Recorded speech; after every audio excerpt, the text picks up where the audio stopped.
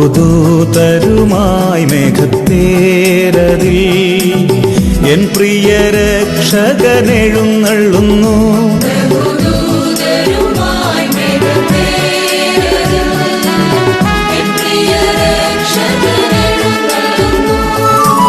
സർവമിഴികളും ദർശിച്ചിടുമാ പ്രത്യക്ഷത N യേശു വരുമ്പോൾ.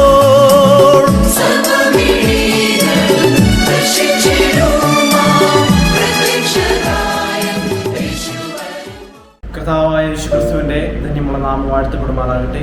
അനുഗ്രഹിക്കപ്പെട്ടതായ നല്ലൊരു ദിവസം വലിയവനായ ദൈവം നമുക്ക് ദാനമായി നൽകി. അതിനായിട്ട് നമുക്ക് ദൈവത്തെ നന്ദിയോടെ സ്തോത്രം ചെയ്ത് സ്തുതിക്കാം. ഇന്നത്തെ ഈ പകൽക്കാലം കർത്താവ് നമ്മെ വഴി നടത്തട്ടെ എന്ന് ഞാൻ പ്രാർത്ഥിക്കുന്നു. ഈ 2025 ആണ്ടിൻ്റെ 3-ാമത്തെ ക്വാർട്ടറിലെ അവസാന പഠനത്തിലേക്ക് നാം എത്തിയിരിക്കുകയാണ്. 13-ാമത്തെ പാഠമായിരിക്കുന്ന കൂടാരം എന്നുള്ളതായ ഭാഗമാണ് നാം ഈ ആഴ്ചയിൽ ചിന്തിക്കുവാൻ തക്കണം പോകുന്നത്. സർവശക്തൻ്റെ അനുഗ്രഹവും സാന്നിധ്യവും കൂട്ടായ്മയും നമ്മോട് കൂടെ ഉണ്ടായിരിക്കുന്നതിന് വേണ്ടി നമുക്ക് പ്രാർത്ഥിക്കാം. ദൈവം നമ്മെല്ലാവരെയും അനുഗ്രഹിക്കുമാറാകട്ടെ. എന്നെ കേൾക്കുന്ന എല്ലാ ദൈവമക്കളെയും കർത്താവ് യേശുക്രിസ്തുവിന്റെ നാമത്തിൽ ഇന്നത്തെ പഠന ക്ലാസ്സിലേക്ക് ഞാൻ സ്വാഗതം ചെയ്യുകയാണ്. നമുക്ക് ഒരു നിമിഷം കണ്ണുകളടച്ച് പ്രാർത്ഥിച്ച് പാഠപഠനത്തിലേക്ക് പ്രവേശിക്കാം. അടിയങ്ങളെ സ്നേഹിക്കുന്ന നല്ല ദൈവീയ സ്വർഗ്ഗസ്ഥപിതാവേ, അനുഗ്രഹിക്കപ്പെട്ട നല്ല സമയത്തിനായി സ്തോത്രം. അടിയൻ കർത്താവെ, ഈ 2025 3-ാമത്തെ ക്വാർട്ടറിലെ അവസാന പാഠഭാഗത്തിലേക്ക് എത്തിയിരിക്കുന്നു. പുറപ്പാട് പുസ്തകത്തെ ആധാരമാക്കിയുള്ളതായ ഈ ഉടനീള പാഠങ്ങൾ അടിയങ്ങൾ പഠിക്കുവാൻ തക്കണം ഇടയായി. അവസാന ഭാഗത്തേക്ക് സമാഗമന കൂടാരവുമായി ബന്ധപ്പെട്ട് അടിയങ്ങൾ പഠിക്കുവാൻ തക്കണം പോകുന്നുവല്ലോ. കർത്താവെ, നിങ്ങളുടെ സാന്നിധ്യം കൂട്ടായ്മ കൂടെ ഇരുന്ന് പ്രവർത്തിക്കണം. കർത്താവെ, കൂടുതലായിട്ട് അങ്ങയിൽ ആശ്രയം ജീവിക്കുവാൻ, അതുപോലെ അങ്ങ് അടിയങ്ങളിൽ വസിക്കുവാനുമായിട്ട് അടിയങ്ങളെ സഹായിക്കണം പ്രാർത്ഥിക്കുന്നു. കേൾവിക്കാരായിരിക്കുന്ന ഓരോ ദൈവമക്കളെ ഞങ്ങളുടെ കരങ്ങളിൽ സമർപ്പിച്ച് പ്രാർത്ഥിക്കുന്നു. കർത്താവ്, പ്രിയപ്പെട്ടവരെ ഓരോരുത്തരെയും ബലപ്പെടുത്തണം, ശക്തീകരിക്കണം. പ്രാർത്ഥന കേട്ട കൃപയ്ക്കായി സ്തോത്രം. യേശുവിന്റെ നാമത്തിൽ ചോദിക്കുന്നു, കൃപയോടെ കേട്ടുത്തരം അരുളണമേ സ്വർഗ്ഗസ്ഥ നല്ല പിതാവേ. ആമേൻ. ഒരിക്കൽ കൂടെ എല്ലാ ദൈവമക്കളെയും ഇന്നത്തെ പാഠപഠന ക്ലാസ്സിലേക്ക് ഞാൻ സ്വാഗതം ചെയ്യുകയാണ്. ഇന്നത്തെ നമ്മുടെ പാഠത്തിന്റെ തലവാചകം എന്ന് പറയുന്നത് കൂടാരം, ടാബർനാക്കിൾ എന്നുള്ളതായ ഭാഗമാണ്. 13-ാമത്തെ പാഠം മനഃപ്പാഠവാക്യമായിട്ട് നൽകിയിരിക്കുന്നത് പുറപ്പാട് പുസ്തകം 40-ാം അധ്യായം 34-38 വേദഭാഗങ്ങൾ ഇപ്രകാരം വായിക്കുന്നു. പുറപ്പാട് പുസ്തകം 40-ാം അധ്യായം 34-38. അപ്പോൾ മേഘം സമാഗമന കൂടാരത്തെ മൂടി, യഹോവയുടെ തേജസ് തിരുനിവാസത്തെ നിറച്ചു. ഇസ്രായേലിയരുടെ സകല പ്രയാണങ്ങളിലും അവരെല്ലാവരും കാണെ പകൽ സമയത്ത് തിരുനിവാസത്തിന്മേൽ യഹോവയുടെ മേഘവും രാത്രിയിൽ അതിന്മേൽ അഗ്നിയും ഉണ്ടായിരുന്നു. വളരെ അനുഗ്രഹിക്കപ്പെട്ട ദൈവ സാന്നിധ്യം എങ്ങനെ ഇസ്രായേൽ മക്കൾക്ക് വെളിപ്പെട്ടു എന്ന ഈ ഒരു വേദഭാഗങ്ങളിലൂടെ നമുക്ക് കാണുവാൻ തക്കവണ്ണം ഇടയാകുന്നു. കർത്താവിൻ്റെ മകൾ സാന്നിധ്യം കൂട്ടായ്മ പ്രിയ ഇസ്രായേൽ ജനതയോട് കൂടെ ഉണ്ടായിരുന്നു. അവരുടെ നടുവിൽ വസിപ്പാൻ തക്കവണ്ണം അവർ ദൈവത്തിന് ഒരു കൂടാരം ഉണ്ടാക്കേണ്ടതുണ്ട്. ആ കൂടാരവുമായി ബന്ധപ്പെട്ട് എങ്ങനെ അതിൻ്റെ സ്ട്രക്ചർ ഒക്കെയും ദൈവം അവർക്ക് നൽകി കൊടുത്തു. അതിലുള്ള ശുശ്രൂഷകൾ എങ്ങനെയായിരിക്കണമെന്നും അത് ആരിലേക്ക് അല്ലെങ്കിൽ കാലത്തിലേക്ക് വിരൽ ചൂണ്ടുന്നു, അത് പാപികൾക്ക് വേണ്ടിയുള്ളതാണ്, മനുഷ്യരാശികൾക്ക് വേണ്ടിയുള്ളതാണെന്നൊക്കെയും ഈ പുറപ്പാട് പുസ്തകത്തിൽ വളരെ വ്യക്തമായിട്ട് അവസാന ഭാഗങ്ങളിലൂടെ അടുക്കുമ്പോൾ കാണാൻ തക്കണം കഴിയുന്നു. നാം കഴിഞ്ഞ ആഴ്ച ചിന്തിച്ചതുപോലെ കഴിഞ്ഞ ആഴ്ച മോശയും ദൈവവുമായിട്ട് ഉള്ള ബന്ധം, മോശ ദൈവത്തെ എത്രമാത്രം അറിയുവാൻ തക്കം ശ്രമിച്ചു, അതിൽ എത്രമാത്രം വളർച്ച മോശയ്ക്കുണ്ടായി എന്നൊക്കെയും കാണുവാൻ തക്കം ഇടയായി. മോശയ്ക്ക് ദൈവത്തിൻ്റെ നന്മ മഹത്വം അവിടുന്ന് കാണിച്ചു കൊടുക്കുവാൻ തക്കം ഇടയായതൊക്കെ നമ്മൾ പഠിച്ചു. ഈ ആഴ്ചയിൽ കൂടാരം എന്നുള്ളതായ ഭാഗത്തേക്ക് നാം പഠിക്കുന്നു. പഴയകാല ദൈവജനത്തിൻ്റെ പ്രധാന ദൗത്യം, അതുപോലെ ഇന്ന് ജീവിച്ചു കൊണ്ടിരിക്കുന്ന നമ്മുടെ ഓരോരുത്തരുടെയും ദൗത്യം എന്ന് പറയുന്നത് ദൈവവുമായി അടുത്ത ബന്ധത്തിൽ ജീവിക്കുക എന്നുള്ളതാണ് പ്രധാനപ്പെട്ട നമ്മുടെ ദൗത്യം. അതുപോലെ ദൈവത്തെ ആരാധിക്കുകയും സേവിക്കുകയും ചെയ്യുക, അതുപോലെ ദൈവത്തിൻ്റെ ശരിയായ ചിത്രം, ഹൂ ഇസ് ഗോഡ് എന്നുള്ളത്, ദൈവം ആരാണ് എന്നുള്ളത് മറ്റുള്ള ദൈവത്തെ അറിയാത്ത ജനങ്ങളിലേക്ക്, മനുഷ്യരിലേക്ക് എത്തിക്കുക എന്നുള്ളതായ പ്രഥമ ദൗത്യം കൂടെ നമുക്കുണ്ട്. ദൈവത്തോടൊപ്പമായിരിക്കുവാനും ദൈവം നമുക്ക് നൽകി തന്നിരിക്കുന്ന ഓരോ കാര്യങ്ങളും പ്രമാണിച്ചു ജീവിപ്പാനും ദൈവത്തിൻ്റെ സ്നേഹം മറ്റുള്ളവരിലേക്ക് നൽകുവാനും ഈ അന്ത്യനാളുകളിൽ ജീവിച്ചുകൊണ്ടിരിക്കുന്ന നമുക്കും അതുപോലെ പഴയ കാലഘട്ടത്തിലുള്ള എല്ലാവർക്കും കൂടെ നൽകിയിരിക്കുന്നു. എന്നാൽ അവർക്ക് പലർക്കും അത് സാധിക്കുവാൻ തക്കവണ്ണം കഴിയാതെ ഇടറിപ്പോയതായിട്ട് കാണുന്നു. എന്നാൽ അന്ത്യനാളുകളിൽ ജീവിച്ചുകൊണ്ടിരിക്കുന്ന നമ്മളിൽ വരമേൽപ്പിച്ചിരിക്കുന്ന ഉത്തരവാദിത്വങ്ങൾ, കർത്തവ്യങ്ങൾ വളരെ ഭംഗിയായി പൂർത്തീകരിക്കുവാൻ തക്കവണ്ണം ദൈവം നമ്മെ സഹായിക്കുമാറാകട്ടെ എന്ന് ഞാൻ പ്രാർത്ഥിക്കുകയാണ്. നാം ചിന്തിക്കുമ്പോൾ പുറപ്പാട് പുസ്തകത്തിൻ്റെ അവസാന അധ്യായങ്ങൾ പ്രധാനമായും വിരൽ ചൂണ്ടുന്നത് സമാഗമന കൂടാരത്തിൻ്റെ നിർമ്മാണത്തെ പറ്റിയും അതിൻ്റെ സമർപ്പണത്തെ പറ്റിയും കുറിച്ചുള്ള വിശദമായ രേഖകളാണ് രേഖപ്പെടുത്തിയിരിക്കുന്നത്. എങ്ങനെ ഉണ്ടാക്കണം, അതിലെന്തൊക്കെ വസ്തുവകകൾ വേണം, അതിൻ്റെ അളവ് കാര്യങ്ങളൊക്കെയും അതിനകത്ത് ക്രമീകരിച്ചിരിക്കുന്നു. ദൈവത്തിന് വേണ്ടിയുള്ളതായ ഈ മഹത്തായ വേലയിൽ അന്നുള്ള ജനങ്ങൾ പലരും പങ്കെടുത്തു. സന്തോഷത്തോടെ പരിശുദ്ധാത്മാവ് അവരുടെ മേൽ അധിവസിക്കുകയും അവർ അതിനുവേണ്ടി ആ ശുശ്രൂഷ അല്ലെങ്കിൽ ആ സമാഗമന കൂടാരവുമായി ബന്ധപ്പെട്ട് അതിൻ്റെ നിർമ്മാണവുമായി ബന്ധപ്പെട്ട് എല്ലാവരും ഒരു മനസ്സോടെ ചെല്ലുകയും പ്രവർത്തിക്കുകയും അവർക്ക് അവരാൽ കഴിയുന്ന രീതിയിൽ സഹായിക്കുകയും ഒക്കെയും ചെയ്തതായിട്ട് നമുക്ക് കാണുവാൻ കഴിയുന്നു. നാം ചിന്തിക്കുമ്പോൾ ആദ്യത്തെ ഭാഗം വരുമ്പോൾ പുറപ്പാട് പുസ്തകം 35 അധ്യായം 2 വാക്യം നമുക്ക് വായിക്കാം. പുറപ്പാട് പുസ്തകം 35:2 6 ദിവസം വേല ചെയ്യണം, 7-ാം ദിവസം നിങ്ങൾക്ക് വിശുദ്ധമായി യഹോവയുടെ മഹാസ്വസ്ഥതയ്ക്കുള്ള ശബത്ത് ആയിരിക്കണം. അന്നു വേല ചെയ്യുന്നവൻ എല്ലാം മരണശിക്ഷ അനുഭവിക്കണം. ശബത്ത് നാളിൽ നിങ്ങളുടെ വാസസ്ഥലങ്ങളിൽ എങ്ങും തീ കത്തിക്കരുത് എന്നുള്ള വലിയൊരു കാര്യം അവിടെ പറയുന്നു. പ്രമാണങ്ങളിൽ വലുത് ദൈവം അവർക്ക് നൽകുന്നു. വിശ്രമത്തിനുള്ള ദൈവത്തെ ആരാധിക്കുവാൻ ദൈവം പ്രത്യേകമായി ഒരു ദിവസത്തെ ഉണ്ടാക്കി ശുദ്ധീകരിച്ചു വേർതിരിച്ചു എന്ന് കാണുവാൻ തക്കം ഇടയാകുന്നു. ആ ദിവസത്തെക്കുറിച്ച് പറയുന്നു ശബത്ത്, വിശ്രമത്തിനുള്ളതായ ദിവസം. അന്ന് നാം ആരും, ഇസ്രായേൽ ജനത ആരും ഒരു വേലയും ചെയ്യരുത്. അന്ന് സ്വസ്ഥതയ്ക്കുള്ള വിശുദ്ധ ശബത്താകുന്നു. അത് ദൈവത്തെ ആരാധിക്കുവാനും ദൈവിക കാര്യങ്ങൾക്ക് വേണ്ടി ചിലവഴിക്കുവാനുമായിട്ട് അതിനെ വിശുദ്ധമായിട്ട് ദൈവം മാറ്റിവെച്ചതായിട്ട് തിരുവചനം പറയുന്നു. നാം ഈ വേദഭാഗം പഠിക്കുമ്പോൾ ദൈവത്തിൻ്റെ മഹത്വത്തിൻ്റെ ദർശനം മോശെ കണ്ടതിനു ശേഷം ഇസ്രായേൽ മക്കളോട് പറയുന്ന ഒരു കാര്യമാണ് ഇവിടെ കാണുന്നത്. ഈ നിർദ്ദേശങ്ങളിൽ ദൈവവുമായുള്ള അവരുടെ ബന്ധം സമയത്തിലും സ്ഥലത്തിലും, അതായത് സമയം വിശുദ്ധ ദിവസം, 7-ാം ദിന വിശുദ്ധ ദിവസം, സ്ഥലം കൂടാരം, അതെല്ലാം അതിനകത്ത് ഉൾപ്പെടുന്നതായിട്ട് കാണുന്നു. സൃഷ്ടിപ്പിൽ തന്നെ ദൈവം ഈ ശബത്തിനെ മനുഷ്യന് വേണ്ടി നൽകിയിരിക്കുന്നു. അല്ലാതെ അത് യഹൂദന് നൽകിയതാണ് എന്ന് പറയുന്നവരുണ്ട്. പക്ഷേ അത് യഹൂദന് നൽകിയതല്ല. നാം നോക്കുമ്പോൾ the Sabbath was made for man എന്നും കാണുന്നത്. ശബത്ത് മനുഷ്യന് വേണ്ടി നൽകപ്പെട്ടതാണ്. അത് ദൈവത്തെ ആരാധിക്കുവാനായിട്ടും ദൈവിക കാര്യങ്ങൾക്ക് വേണ്ടി മാത്രം ഉള്ളതായ ഒരു പ്രത്യേകമായ ദിവസത്തെ ദൈവം മനുഷ്യനെ അനുഗ്രഹിച്ച് നൽകി. വേറെ ഒരു ദിവസത്തെയും ദൈവം അനുഗ്രഹിച്ചതായിട്ട് വേദപുസ്തകം പരാമർശിക്കുന്നില്ല, പറയുന്നില്ല. ഈ 7-ാം ദിവസമായ വിശുദ്ധ ദിവസത്തെ മാത്രമാണ് ദൈവം അനുഗ്രഹിച്ച് ശുദ്ധീകരിച്ച് അത് ആരാധനയ്ക്ക് വേണ്ടി നൽകിയിരിക്കുന്നത്, മനുഷ്യന് ആയ നമുക്ക് ഓരോരുത്തർക്കും നൽകിയിരിക്കുന്നത്. അന്ന് നാം എന്താണ് ചെയ്തുകൊണ്ടിരിക്കുന്നത്? ഇന്നത്തെ കാലത്ത് നാം ഓരോരുത്തരും വിശുദ്ധ ദിവസത്തിൽ എന്താണ് ചെയ്തുകൊണ്ടിരിക്കുന്നത് എന്ന് നാം ചിന്തിക്കുക. നാം നമ്മുടെ ആവശ്യങ്ങൾക്ക് വേണ്ടി ആ വിശുദ്ധ ദിവസത്തെ ഉപയോഗിക്കുകയാണെങ്കിൽ അതിനെ അശുദ്ധമാക്കി മാറ്റുകയാണ് നാം ചെയ്യുന്നത്. എന്നാൽ വിശുദ്ധ ദിവസത്തെ വിശുദ്ധമായി കൊണ്ടാടുവാൻ തക്കവണ്ണം ദൈവം കൽപ്പിക്കുമ്പോൾ സാത്താനാൽ പ്രേരണ ഉള്ള ഓരോരുത്തരും, പരിശുദ്ധാത്മാവിൻ്റെ നിയോഗമില്ലാത്ത ഓരോരുത്തരും അവർ ഈ അന്ത്യനാളുകളിൽ എന്താണ് ചെയ്തുകൊണ്ടിരിക്കുന്നത്? വിശുദ്ധ ദിവസത്തെ ഓർക്കാതെ അവരവരുടേതായ കാര്യങ്ങൾ ചെയ്യുവാൻ തക്കണം ആ ദിവസത്തെ അവർ തിരഞ്ഞെടുക്കുന്നതായിട്ട് കാണുന്നു. നാം കൂടുതലായിട്ട് ചിന്തിക്കുമ്പോൾ 10 കൽപ്പനയിൽ ഉൾപ്പെടുന്നതായ 4-ാം കൽപ്പന, ആ വിശുദ്ധ ദിവസത്തെ ശുദ്ധീകരിപ്പാൻ തക്കവണ്ണം ഓർക്കാം എന്ന് നമുക്ക് കാണുവാൻ തക്കവണ്ണം കഴിയുന്നു. ദൈവം നമ്മുടെ സൃഷ്ടാവും വീണ്ടെടുപ്പുകാരനും ആണ് എന്ന് ഈ വിശുദ്ധ ദിവസം ശബത്ത് ഓർമ്മിപ്പിക്കുന്നു. ആവർത്തന പുസ്തകം 5-ാം അധ്യായം 15-ാം വാക്യം നമുക്കൊന്ന് വായിക്കാം. ആവർത്തന പുസ്തകം 5-ാം അധ്യായം 15-ാം വാക്യം. നീ മിസ്രയീം ദേശത്ത് അടിമയായിരുന്നു എന്നും അവിടെ നിന്നു നിന്റെ ദൈവമായ യഹോവ നിന്നെ ബലമുള്ള കൈ കൊണ്ടും നീട്ടിയ ഭുജം കൊണ്ടും പുറപ്പെടുവിച്ചു എന്നും ഓർക്കാം. അതുകൊണ്ട് ശബത്തുനാൾ ആചരിപ്പാൻ നിന്റെ ദൈവമായ യഹോവ നിന്നോട് കൽപ്പിക്കുന്നു എന്ന് കാണുന്നതൊക്കെ ഒരു കാലഘട്ടം മുഴുവനും മിസ്രയീമിൽ അടിമത്വത്തിന്റെ കീഴിലായിരുന്ന ഇസ്രായേൽ മക്കളെ ദൈവം വിടുവിച്ചു എന്ന് നമുക്ക് കാണുന്നതൊക്കെ ഇടയാകുന്നു. അതിന്റെ ഓർമ്മയ്ക്കായിട്ടും ദൈവത്തോടൊപ്പം ബന്ധത്തിലായിരിക്കാൻ തക്കവണ്ണം വിശുദ്ധ ദിവസത്തെ അവർക്ക് അനുഗ്രഹിച്ചു നൽകി എന്ന് കാണുവാൻ തക്കവണ്ണം ഇടയാകുന്നു.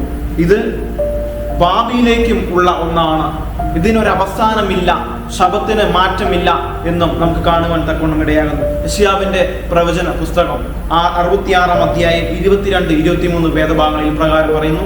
യെശയ്യാവിന്റെ പ്രവചന പുസ്തകം 66 അധ്യായം 22, 23 വേദഭാഗങ്ങൾ: ഞാൻ ഉണ്ടാക്കുന്ന പുതിയ ആകാശവും പുതിയ ഭൂമിയും എൻ്റെ മുൻപാകെ നിലനിൽക്കുന്നത് പോലെ നിങ്ങളുടെ സന്തതിയും നിങ്ങളുടെ പേരും നിലനിൽക്കും എന്ന് യഹോവയുടെ അരുളപ്പാട്. പിന്നെ അമാവാസി തോറും ശബത്ത് തോറും സകല ജഡവും എൻ്റെ സന്നിധിയിൽ നമസ്കരിപ്പാൻ വരും എന്ന് യഹോവ അരുളി ചെയ്യുന്നു. നമുക്കറിയാം, വരുവാനുള്ളതായ ആ പുതിയ യെരൂശലേമിൽ, പുതിയ ഭൂമിയിലും വിശുദ്ധ ദിവസം ഉണ്ടായിരിക്കും ദൈവത്തെ ആരാധിക്കുവാൻ എന്ന് മനസ്സിലാക്കുക. ഇതിനൊരു മാറ്റമില്ല. മാറിപ്പോയി, ക്രിസ്തുവിന്റെ മരണത്തോടെ ക്രൂശിക്കപ്പെട്ട ക്രിസ്തുവിനോട് കൂടെ ഇതെല്ലാം മാറി മറിഞ്ഞു പോയി എന്ന് പലരും പറയുന്നു. പക്ഷേ ഇതിനൊരു മാറ്റവും ഇല്ല എന്ന് തിരുവചനം വളരെ വ്യക്തമായി പറയുന്നു. ആകാശവും ഭൂമിയും ഒഴിഞ്ഞു പോകും, എൻ്റെ വചനങ്ങളോ എൻ്റെ പ്രമാണങ്ങളോ എന്നേക്കും നിലനിൽക്കുമെന്ന് കർത്താവ് യേശു ക്രിസ്തു നമ്മോട് മുന്നറിയിപ്പ് നൽകുന്നു. അങ്ങനെ 35-ാം അധ്യായം പുറപ്പാട് 35-ാം അധ്യായം അതിൻ്റെ 5 അതുപോലെ 10 വേദഭാഗങ്ങൾ നമ്മൾ വായിക്കുമ്പോൾ ആ സമാഗമന കൂടാരവുമായി ബന്ധപ്പെട്ട് പലരും സ്വമേധ ദാനങ്ങളും അധ്വാനിക്കുവാനുള്ള മനസ്സും അവരിലേക്ക് കൊണ്ടുവരുന്നതായിട്ട് കാണുന്നു. ഇപ്രകാരം വായിക്കുന്നു. പുറപ്പാട് പുസ്തകം 35-ാം അധ്യായം 5 അതുപോലെ 10 വാക്യങ്ങൾ: നിങ്ങളുടെ ഇടയിൽ നിന്ന് യഹോവയ്ക്ക് ഒരു വഴിപാട് എടുപ്പിൻ. നല്ല മനസ്സുള്ളവനെല്ലാം യഹോവയ്ക്ക് വഴിപാട് കൊണ്ടുവരണം. പൊന്ന്, വെള്ളി, താമ്രം, നീലനൂൽ, ധൂമ്രനൂൽ, ചുവപ്പുനൂൽ, പഞ്ഞിനൂൽ, കോലാട്ടുരോമം, ചുവപ്പിച്ച ആട്ടുകൊറ്റൻ തോൽ, അങ്ങനെയുള്ളതായ പല കാര്യങ്ങളും ഇതിനകത്ത് രേഖപ്പെടുത്തിയിട്ടുണ്ട്. 10-ാമത്തെ വാക്യത്തിലേക്ക് വരുമ്പോൾ: നിങ്ങളെ ജ്ഞാനികളായ എല്ലാവരും വന്ന് യഹോവ കൽപ്പിച്ചിരിക്കുന്നതൊക്കെയും ഉണ്ടാക്കണം. തിരുനിവാസം, അതിൻ്റെ മൂടുവിരി, പുറമൂടി, കൊളുത്തുകൾ, പലകങ്ങൾ, അന്താഴങ്ങൾ, തൂണുകൾ, അങ്ങനെയുള്ളതായ വിവിധങ്ങളായ കാര്യാദികളൊക്കെയും അതിനകത്ത് രേഖപ്പെടുത്തിയിട്ടുണ്ട്. നിങ്ങളാൽ കഴിയുന്ന പോലെ സ്വമേധ ദാനങ്ങൾ നിങ്ങൾ ഈ ശുശ്രൂഷകൾക്ക് വേണ്ടി, ഈ സമാഗമന കൂടാര ശുശ്രൂഷയ്ക്ക് വേണ്ടിയുള്ളതായ ആ കൂടാര രൂപീകരണത്തിന് നിങ്ങൾ എന്താണ് കൊടുക്കണം. നമ്മളെല്ലായ്പ്പോഴും പലരും ചെയ്യുന്നത് ഡൊണേഷൻ, നമ്മളാൽ കഴിയുന്ന രീതിയിൽ സഹായിക്കുക. ഒരു പള്ളിയൊക്കെ നമ്മൾ പുതുക്കി പണിയുന്ന സമയത്ത്, അല്ലെങ്കിൽ ഉണ്ടാക്കുന്ന സമയത്ത് അതിലുള്ളതായ അംഗങ്ങൾ, വീട്ടുകാർ, ഞാൻ ഇന്നത് നൽകാം, ഇന്നത് ഞാൻ സ്പോൺസർ ചെയ്യാം എന്ന് പറയുന്നത് പോലെ അന്നുള്ളതായ ആളുകളാൽ കഴിയുന്ന രീതിയിൽ അവർക്ക് മിസ്രയീം വിട്ടു പോകുന്ന സമയത്ത് അവർക്ക് ഒരുപാട് ആഭരണങ്ങളും ആടയാളും അങ്ങനെ കാര്യങ്ങളെല്ലാം ഉണ്ടായിരുന്നു. അതൊക്കെയും ഈ കൂടാരത്തിനു വേണ്ടി അവർ നൽകി സ്വമേധ ദാനങ്ങളെ അർപ്പിച്ചു എന്ന് കാണുവാൻ തക്ക കഴിയുന്നു. അവർക്കുള്ളതായ പൊന്ന്, വെള്ളി, അങ്ങനെയുള്ളതായ താമരം തുടങ്ങിയതെല്ലാം അവർക്ക് അർപ്പിക്കാം. അതിന് കഴിയാത്തവർ എന്താണ്, അവർക്ക് അതിലും വലിയ കാര്യമെന്ന് പറയുന്നത് അതിനുവേണ്ടി അധ്വാനിക്കുക. ഇതൊക്കെയും അവർ പരിശുദ്ധാത്മാ നിയോഗം പ്രാപിച്ച് സന്തോഷത്തോടെ, ഊർജ്ജസ്വലതയോടെ ആ കൂടാരം പണിയുവാൻ വേണ്ടി അവർ ഒരുമനപ്പെട്ടുകൊണ്ട് വന്നു എന്ന് കാണുവാൻ തക്കവണ്ണം ഇടയാകും.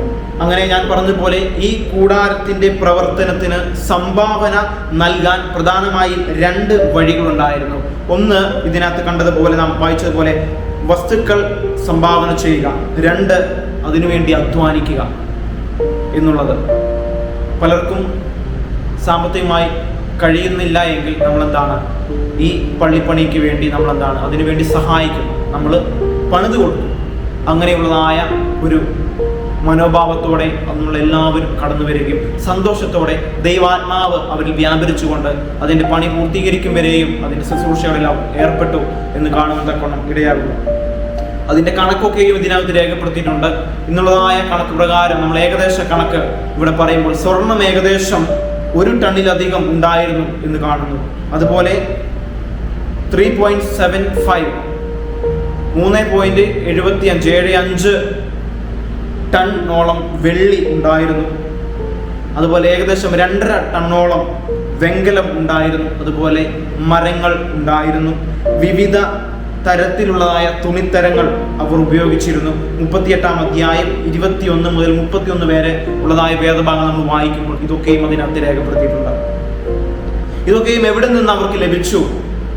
അതിൽ ഭൂരിഭാഗവും ഇസ്രായേലിയർ മിസ്രയീം വിട്ടു വന്നപ്പോൾ അവരിൽ നിന്നും പിടിച്ചെടുത്തതാണ് എന്ന് പുറപ്പാട് പുസ്തകം 11-ാം അധ്യായം നമ്മൾ വായിക്കുമ്പോൾ കാണുവാൻ തക്ക കഴിയുന്നു. പുറപ്പാട് പുസ്തകം 11-ാം അധ്യായം അതിന്റെ 1-2 വാക്യങ്ങൾ പ്രകാരം വായിക്കുന്നു.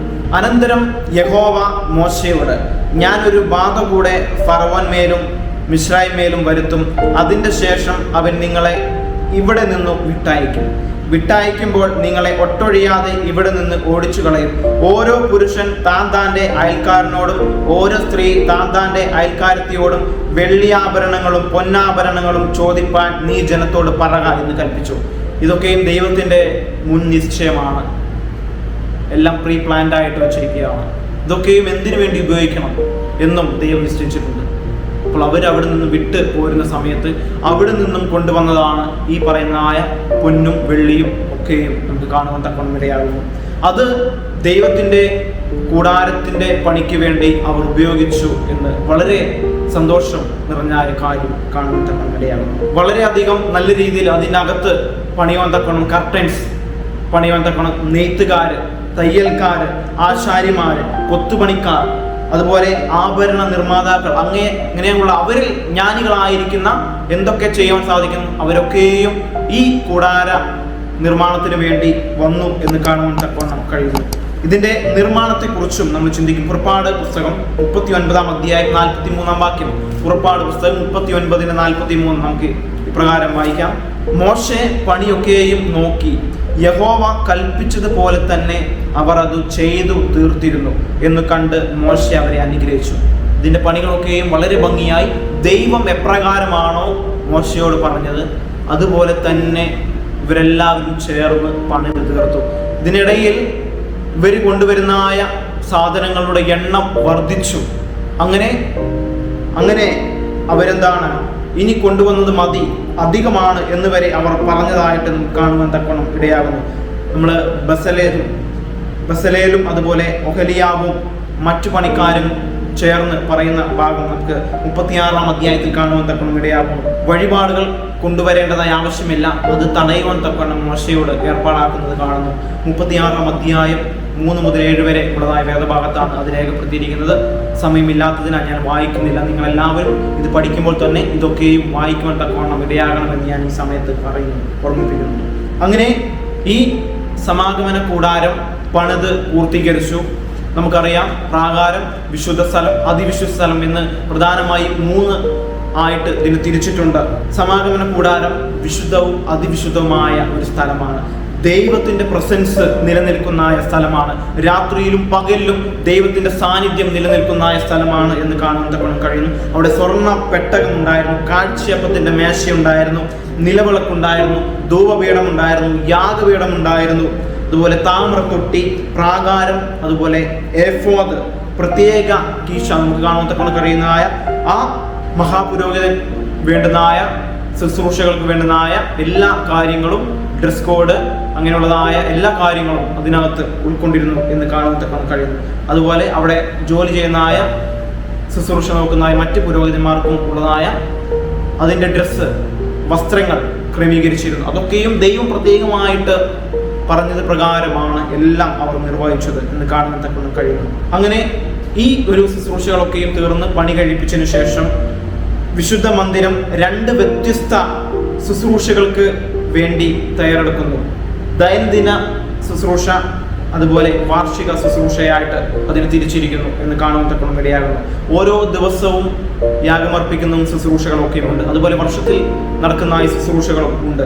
അങ്ങനെ ഇതിനകത്തൊക്കെയും ഉൾക്കൊണ്ടിരിക്കുന്നത് ഇസ്രായേൽ പാളയത്തിൽ ഇസ്രായേൽ മക്കൾ പാപം ചെയ്താൽ അത് ഏറ്റുപറഞ്ഞ് അതിനെന്താണ് ഈ കൂടാരത്തിൽ വന്ന് ശുശ്രൂഷയിൽ വന്ന് പുരോഹിതന്റെ അടുത്ത് വന്ന് എല്ലാം പറയുകയും ദൈനംദിന ശുശ്രൂഷകളിൽ പങ്കുചേരുകയും ചെയ്യണം. പക്ഷേ അത് വെറുതെ പോരാ, അതിനെന്താണ്, ഒരു ബലി അർപ്പിക്കണമായിരുന്നു, രക്തം ഒഴുക്കണമായിരുന്നു എന്ന് കാണുവാൻ തക്കവണ്ണം കഴിയും. ദൈവം പാപത്തെ വെറുക്കുന്നവനാണ്. ദൈവം പാപിയെ രക്ഷിക്കുവാൻ തക്കണം താല്പര്യമുള്ളവനാണ്.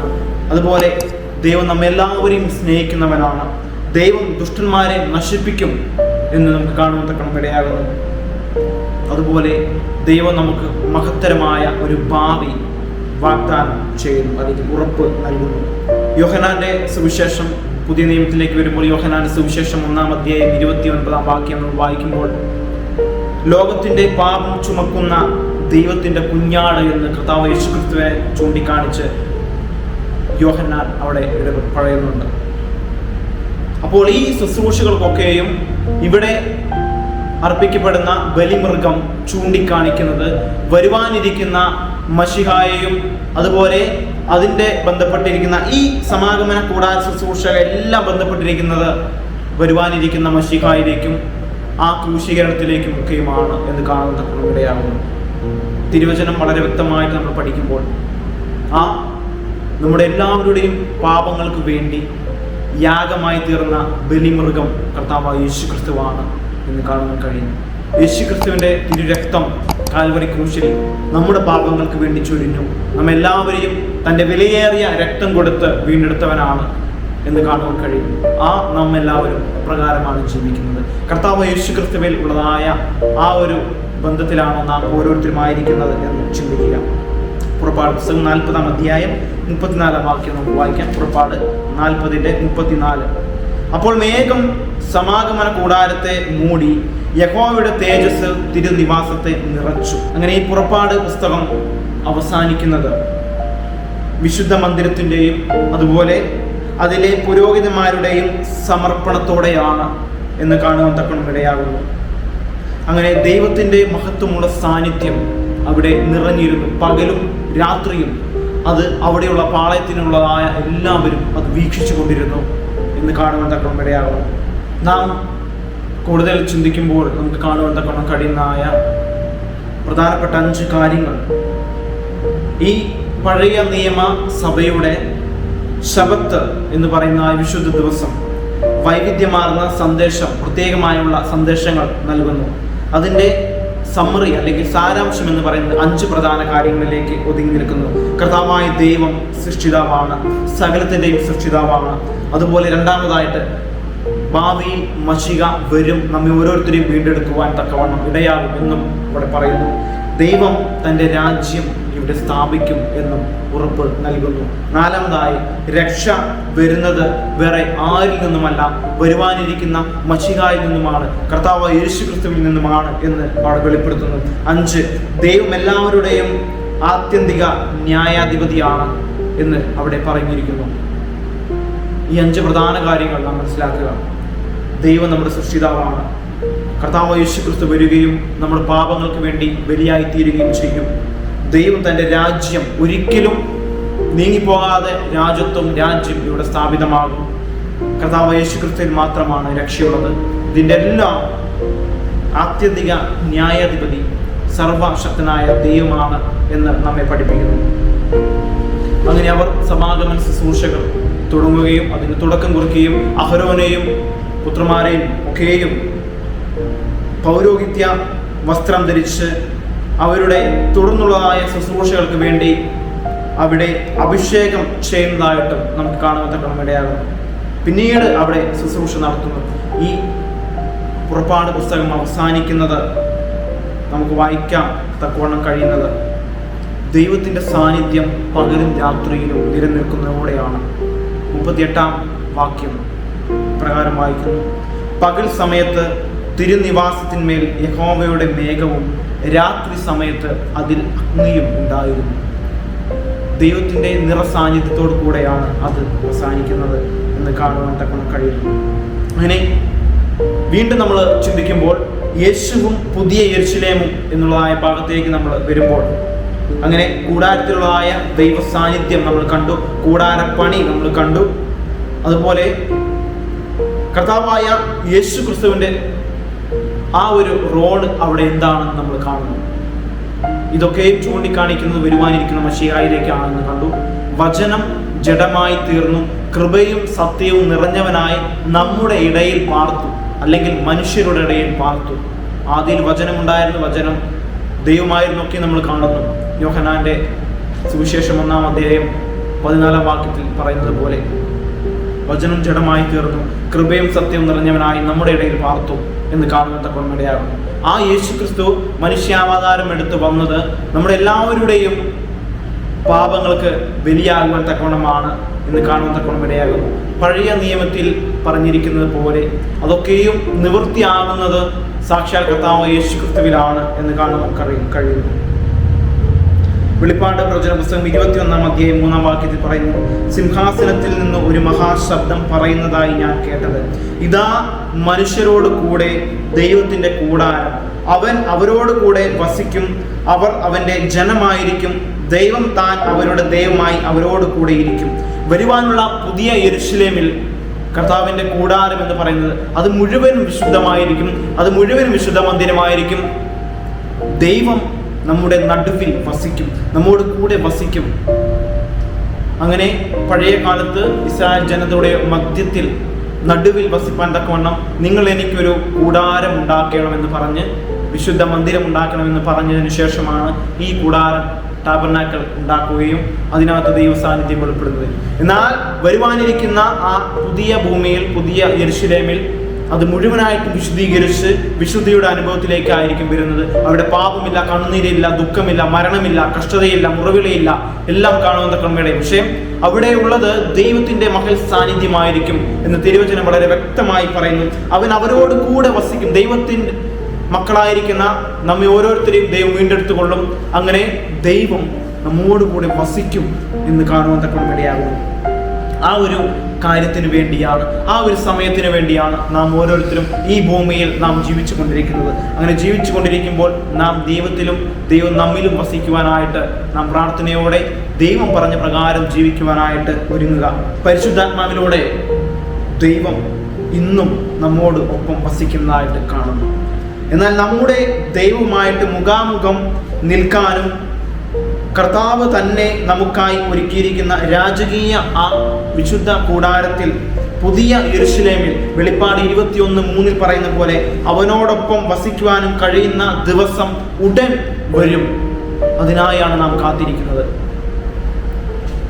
പലപ്പോഴും നമ്മൾ അതിൽ നിന്നൊക്കെയും വിട്ടുമാറി ഈ ലോകത്തിന്റെ മോഹങ്ങളിലൂടെ ജീവിച്ചു കൊണ്ടിരിക്കുകയാണ്. എന്നാൽ നാം ഇതൊക്കെയും വീണ്ടും വീണ്ടും പഠിക്കുന്നത് കർത്താവിൻ്റെ വരവ് ഏറ്റവും ആസന്നമായിരിക്കുന്നു. ഈ ശുശ്രൂഷകളൊക്കെയും വരുവാനിരിക്കുന്ന മശീഹായിലേക്ക് ചൂണ്ടിക്കാണിക്കുന്നു. അതുപോലെ നമുക്ക് വേണ്ടി ഒരു പുതിയ ആകാശഭൂമിയും വരുന്നു. ആ പുതിയ യെരൂശലേമിൽ സ്വർഗത്തിൽ നിന്നും ഇറങ്ങുന്നായ മണവാളന് വേണ്ടി ഒരുക്കിയിരിക്കുന്നതായ ആ ഒരു മണവാട്ടിയെ പോലെ അത് ഇറങ്ങി വരുന്നു. അതിൽ വസിപ്പാനായിട്ട് നാം ഓരോരുത്തരും ഇപ്പോൾ തന്നെ തയ്യാറെടുപ്പോടുകൂടി ആയിരിക്കുക. ദൈവത്തിൽ, കർത്താവിൽ പൂർണ്ണാശ്രയം വെച്ചുകൊണ്ട്, പൂർണ്ണമായും സമർപ്പിച്ചുകൊണ്ട് നാം ജീവിക്കുവാനായിട്ട് ഒരുങ്ങുക. എലൻ ജി വൈറ്റിൻ്റെ ഒരു കോട്ട് ഞാനിവിടെ വായിക്കാൻ തക്കണം ആഗ്രഹിക്കുന്നു. വിശുദ്ധ മന്ദിരത്തിന്റെ നിർമ്മാണത്തിന് മുൻപ് ഒരു ദിവ്യ വീണ്ടെടുപ്പിൻ പ്രവൃത്തി ഉണ്ടായിരുന്നു. അതായത് ഇസ്രായേലിന്റെ അടിമത്ത ശക്തിയിൽ നിന്ന് ഇസ്രായേലിനെ മോചിപ്പിക്കുക. ഇതിനെ തുടർന്ന് തൻ്റെ ജനവുമായി സ്ഥിരമായ ഒരു ഉടമ്പടി ബന്ധത്തിൽ ഏർപ്പെടാനുള്ള ദൈവത്തിന്റെ സന്നദ്ധത.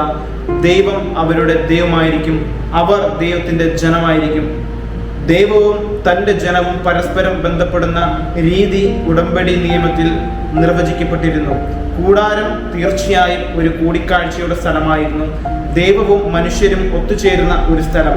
വീണ്ടെടുപ്പും ഉടമ്പടിയിലൂടെ ദൈവവുമായി സ്ഥിരമായ ഒരു ഐക്യവും സ്ഥാപിക്കപ്പെട്ടതിനു ശേഷം മാത്രമേ ആളുകൾക്ക് ദൈവത്തിന്റെ വാസസ്ഥലത്തിലേക്ക് പ്രവേശനം ലഭിച്ചിട്ടുള്ളൂ എന്ന് ഇവിടെ പറയുന്നു. ആൻഡ്രൂസ് ബൈബിൾ കമ്മിറ്റി, പഴയ നിയമം, പുറപ്പാട്, ബെറിയൻ സ്പ്രിങ്സ് എന്ന് അവിടെ എഴുതിയിരിക്കുന്നതായിട്ട് നമുക്ക് കാണും. നമ്മുടെ ഈ വേദപുസ്തകം, നമ്മളെ ഈ പാഠപഠന പുസ്തകത്തിൻ്റെ ഏറ്റവും അവസാനം വെള്ളിയാഴ്ചയിലുള്ള വേദഭാഗത്ത് നമുക്ക് അവിടെ കാണുന്നത് ഇടയാകുന്നു.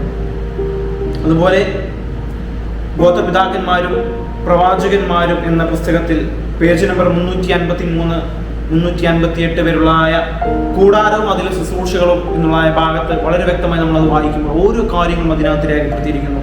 ദൈവമായിട്ട് എപ്രകാരം ജീവിക്കണം, എപ്രകാരം അതനുസരിച്ച് ജീവിക്കണമെന്ന്.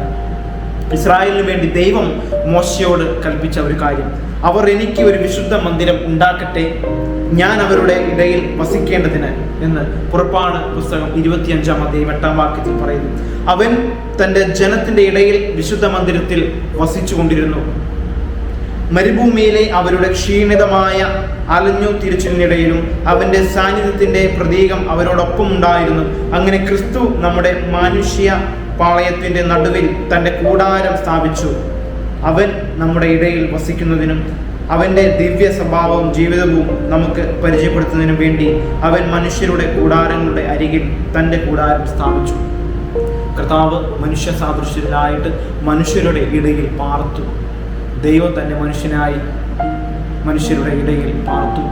ആ ദൈവം തന്നെ നമുക്ക് വേണ്ടി ബലിയായി തീർന്നു. നമുക്ക് ദൈവത്തോടുള്ള സ്നേഹം എത്രമാത്രമാണ് എന്ന് നമ്മൾ മനസ്സിലാക്കാം. എന്നാൽ അതിലുപരിയായിട്ട് ദൈവം നമ്മെ ഓരോരുത്തരെയും അധികമായി സ്നേഹിക്കുന്നു എന്ന് കാണുവാൻ തക്കവണ്ണമിടയാകുന്നു. അതിനുവേണ്ടി നാം എന്തു ചെയ്യുന്നു?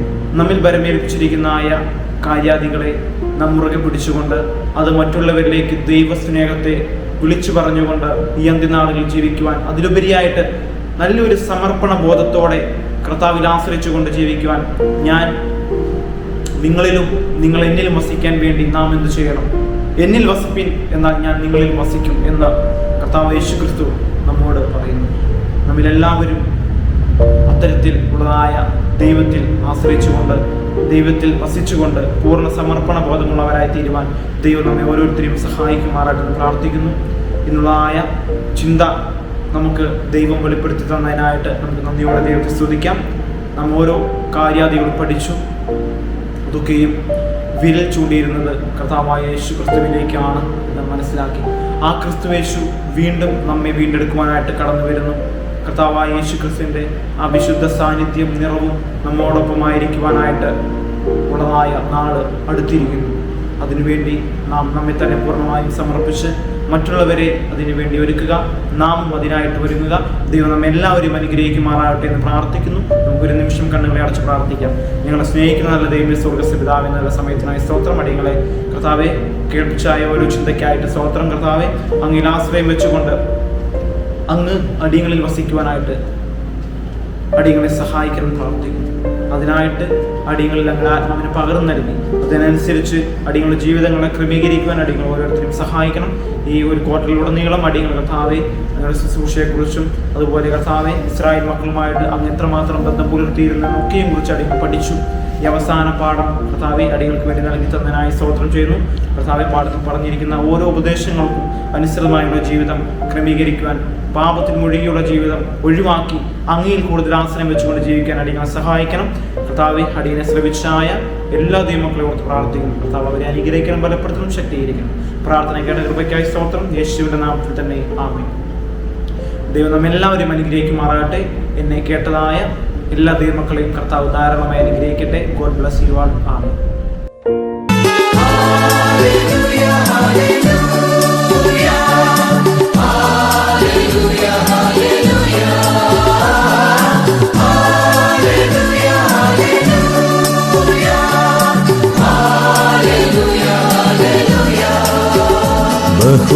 ബഹുദൂതരുമായി മേഘത്തേരതിൽ എൻ പ്രിയ രക്ഷകനെഴുന്നള്ളുന്നു.